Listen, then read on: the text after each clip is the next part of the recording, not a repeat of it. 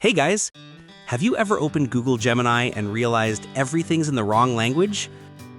Well, in this video, I'll show you exactly how to change the language on Google Gemini. Super easy, and it only takes a minute. So, let's get started. Alright, first things first. Open Google Gemini through its website. Now, look at the top right corner and tap your Google account profile picture. Next, click on Manage Your Google Account.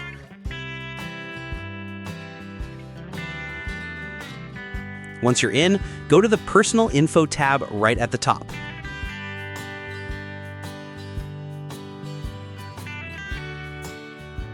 Then, scroll down until you find the Language section. Go ahead and tap that. Here, you'll see your current language setting.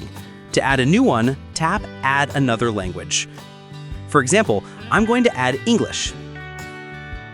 And I'll choose United States as the region. After that, just tap the arrow icon to move English to the top. This makes it your main language for all Google services, including Gemini.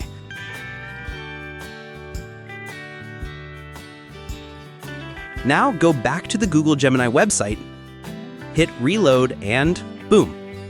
The interface should now be in English. And that's it. Easy, right?